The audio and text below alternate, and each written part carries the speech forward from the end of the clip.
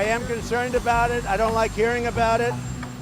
And hopefully that will sort itself out. Right now, nobody knows anything about it, but there's some pretty bad stories going around. I do not like it. Thank you. I'll see you at 7 o'clock.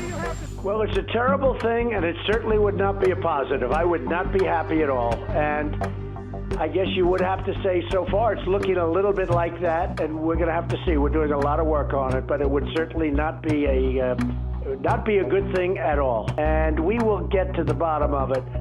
I do hate to commit to what recourse we take at this. It's just too early. We have to see what happens. A lot of work's being done on that, and we're going to have to see what happens. I don't like stopping massive amounts of money that's being poured into our country.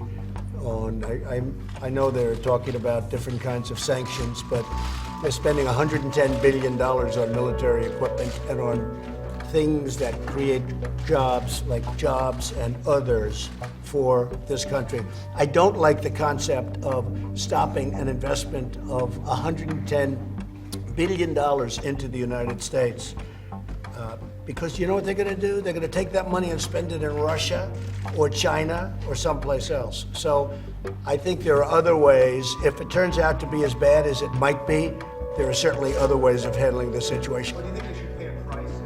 Yeah, there'll be something that has to take place. First, I want to find out what happened, and we're looking. Again, this took place in Turkey, and to the best of our knowledge, Khashoggi is not a United States citizen. Is that right, or is that right? He's a permanent resident, okay. We don't like it, John. We don't like it, and we don't like it even a little bit.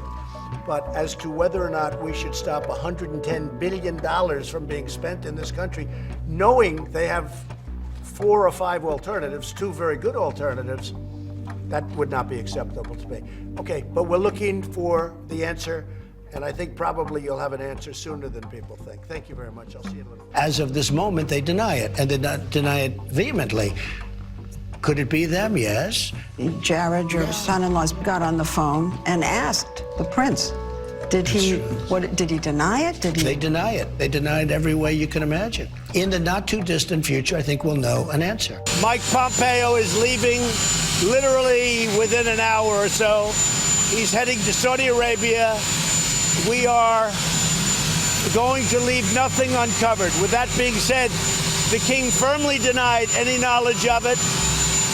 He didn't really know. Maybe, I don't want to get into his mind, but it sounded to me like maybe these could have been rogue killers. Who knows? We're going to try getting to the bottom of it very soon, but his was a flat denial. It certainly looks that way to me. It's very sad.